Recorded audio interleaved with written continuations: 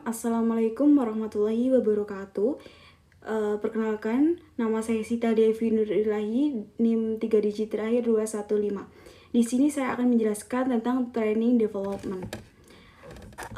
Training atau pelatihan merupakan proses pembelajaran yang melibatkan perolahan keahlian, konsep, peraturan atau sikap untuk meningkatkan kinerja tenaga kerja.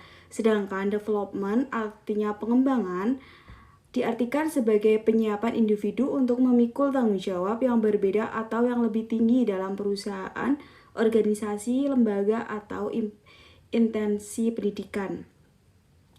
Untuk latihan atau training dimaksud untuk memperbaiki penguasaan berbekal keterampilan dan teknik pelaksanaan kerja tertentu, terperinci dan rutin, yaitu latihan menyiapkan para karyawan atau tenaga kerja untuk melakukan pekerjaan-pekerjaan sekarang. Sedangkan pengembangan atau development mempunyai ruang lingkup lebih luas dalam upaya untuk memperbaiki dan meningkatkan pengetahuan, kemampuan, sikap, dan sifat-sifat kepribadian. Baik, materi selanjutnya akan dijelaskan oleh rekan saya. Nama saya Zulfa Ma'rifatul Kurniasari akan menjelaskan mengenai tujuan latihan dan pengembangan. Tujuan diselenggarakannya latihan dan pengembangan kerja menurut Shimamura pada tahun 2006 diarahkan untuk membekali, meningkatkan, dan mengembangkan kompetensi kerja guna meningkatkan kemampuan, produktivitas, dan kesejahteraan. Adapun tujuan-tujuannya sebagai berikut. Yang pertama, memperbaiki kinerja karyawan-karyawannya yang bekerja secara tidak memuaskan. Yang kedua, memutakhirkan keahlian para karyawan sejalan dengan kemajuan teknologi. Melalui pelatihan, pelatih memastikan bahwa karyawan dapat mengaplikasikan teknologi baru secara efektif. Yang ketiga, mengurangi waktu pembelajaran bagi karyawan baru agar kompeten dalam pekerjaan. Yang keempat, membantu memecahkan masalah operasional. Para manajer harus mencapai tujuan mereka dengan kelengkapan dan kelimpahan sumber daya. Yang kelima, mempersiapkan karyawan untuk promosi. Satu cara untuk menarik, menahan, dan memotivasi karyawan adalah melalui program pengembangan karir yang sistematis. Selanjutnya, yang keenam, mengorientasikan karyawan terhadap organisasi. Karena alasan inilah beberapa penyelenggara orientasi melakukan upaya bersama dengan tujuan mengorientasikan para karyawan baru terhadap organisasi dan bekerja secara benar. Yang ketujuh, memenuhi kebutuhan pertumbuhan pribadi. Misalnya, sebagian besar manajer adalah berorientasi pencapaian dan membutuhkan tantangan baru di pekerjaannya. Sekian penjelasan dari saya. Penjelasan selanjutnya akan dijelaskan oleh teman saya. Di sini saya akan menjelaskan teknik latihan dan juga pengembangan. Nah, metode pelatihan yang dipilih hendaknya disesuaikan dengan jenis pelatihan yang akan dilaksanakan dan yang dapat dikembangkan oleh suatu organisasi. Nah, bahkan beberapa pendekatan yang menggunakan sedikit prinsip belajar seperti ceramah dan alat berharga karena dapat memenuhi keperluan untuk tukar-menukar keahlian atau pengalaman. Jadi yang namanya mencari kita ketika kita melakukan pelatihan itu tidak sebuah hal yang wajar bahwasanya kalau kita itu menukarkan dengan barang berharga, misalkan uang dan juga sebagainya. Walaupun cara ini dapat mempengaruhi metode yang dipakai, sedangkan pengembangan sumber daya manusia perlu mengenai seluruh teknik dan prinsip belajar. Nah, adapun teknik-teknik dan juga metode dalam pengembangan sumber daya manusia, yaitu yang pertama adalah on the job training, kemudian yang kedua adalah rotasi, kemudian yang ketiga adalah magang, dan yang keempat adalah ceramah, kelas, dan presentasi video. Selanjutnya adalah pelatihan festival, kemudian permainan peran dan model perilaku, kemudian case study, simulasi, belajar mandiri, dan proses belajar terprogram. Dan selanjutnya adalah praktek laboratorium.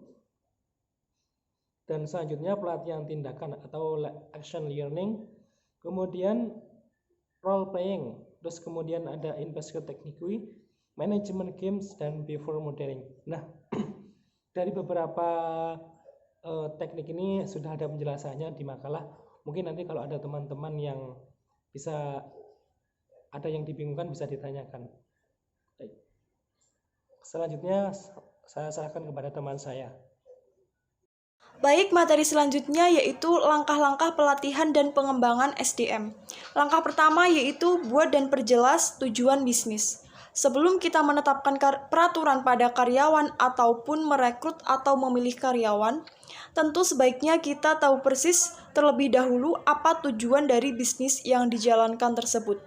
Kemudian, langkah yang kedua yaitu diskusi dengan SDM.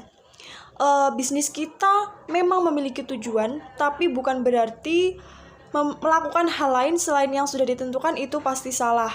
Lakukanlah diskusi dengan SDM yang dimiliki, berbicaralah dengan mereka tentang aspirasi dan tingkat keahlian yang mereka miliki. Dengan begitu, kita juga bisa tahu tujuan dari karir ataupun pekerjaan karyawan tersebut. Kemudian langkah yang ketiga yaitu mengenali kompetensi dan kesiapan karyawan. Setiap orang punya kompetensi, punya sesuatu yang ada dalam diri namun belum semua SDM siap.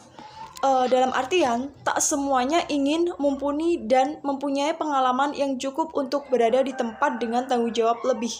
Maka di sini, peran pelatihan dan pengembangan SDM itu dibutuhkan. Kenali potensi karyawan dan jangan melupakan kesiapannya. Kemudian langkah yang keempat, yaitu pertimbangkan berbagai jenis pelatihan dan pengembangan.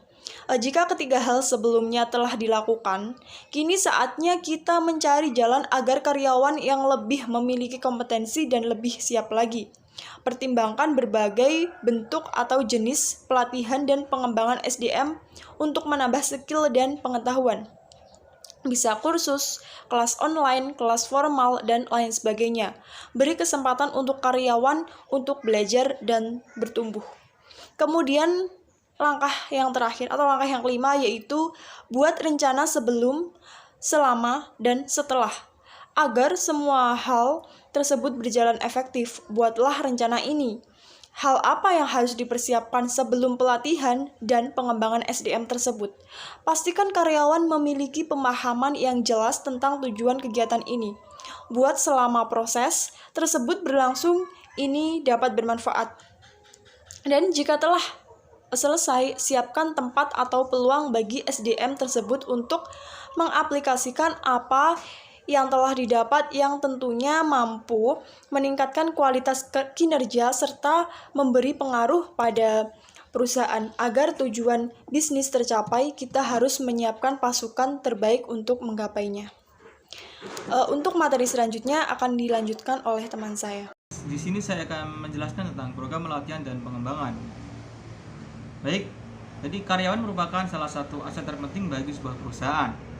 Dan tanpa ketersediaan sumber daya manusia yang berkualitas, maka visi dan misi perusahaan tidak akan bisa tercapai dengan baik. Untuk itulah peran manajemen sangat penting dalam pengembangan karyawan. Melalui beberapa pelatihan karyawan, itu merupakan solusi dari pengembangan SDM tersebut. Nah, apa saja program-program peningkatan SDM untuk karyawan tersebut? Jadi yang pertama adalah program pelatihan. Program pelatihan karyawan adalah program umum dalam rangka cara untuk mengembangkan SDM atau tenaga kerja. Adapun bentuknya bisa berupa training karyawan yang dilakukan oleh perusahaan ataupun di luar perusahaan. Dan yang kedua adalah program pendidikan. Pengembangan karyawan ini biasanya ditujukan untuk karyawan yang memiliki reputasi baik di perusahaan yang dirasa perlu untuk mengembangkan ilmu dan pendidikannya lebih jauh lagi. Dan yang ketiga adalah program magang. Program magang kerja ini dapat dilakukan di luar maupun di dalam perusahaan. Magang yang dilakukan di perusahaan biasanya umum dilakukan itu durasinya 1-3 bulan. Dan yang keempat adalah job enrichment. Jadi pada dasarnya program ini adalah penambahan tanggung jawab dan tugas dalam posisi yang sama. Misalnya karyawan yang menerima tugas tertentu atau proyek khusus di lintas departemen atau departemennya, seperti karyawan yang memiliki tugas untuk menggantikan posisi saat atasannya dalam kunjungan kerja atau ada halangan lainnya. Dan yang terakhir adalah retraining atau pelatihan ulang. Pelatihan ulang atau retraining ini yaitu memberikan keahlian yang dibutuhkan oleh karyawan untuk menghadapi tuntutan kerja yang berubah-ubah. Jadi mengupgrade skill. Sekian dari saya, selanjutnya akan dilanjutkan oleh teman saya yang lainnya. Materi yang selanjutnya yaitu manfaat pelatihan, diantaranya mengarahkan untuk meningkatkan probabilitas atau sikap yang lebih positif, membantu pegawai untuk mengetahui tujuan perusahaan, membantu menciptakan image perusahaan yang lebih baik, mendukung otentisitas, keterbukaan dan kepercayaan, meningkatkan hubungan antara atasan dan bawahan, membantu pengembangan perusahaan, membantu mempersiapkan dan pelaksanaan kebijakan perusahaan, memberikan informasi tentang kebutuhan perusahaan di masa depan. Perusahaan dapat membuat keputusan dan memecahkan masalah secara lebih efektif. Membantu meningkatkan efisiensi, efektivitas, produktivitas, dan kualitas kerja. Membantu menekan biaya dalam berbagai bidang seperti produksi, SDM, dan administrasi. Meningkatkan rasa tanggung jawab terhadap kompetensi dan pengetahuan perusahaan, meningkatkan hubungan antar buruh dengan manajemen, mengurangi biaya konsultan luar dengan menggunakan konsultan internal, mendorong mengurangi perilaku merugikan, menciptakan iklim yang baik untuk pertumbuhan, dan membantu meningkatkan komunikasi dalam organisasi. Yang selanjutnya akan disampaikan oleh teman saya. Berikutnya adalah kesimpulan. Salah satu fungsi manajemen sumber daya manusia adalah training and development.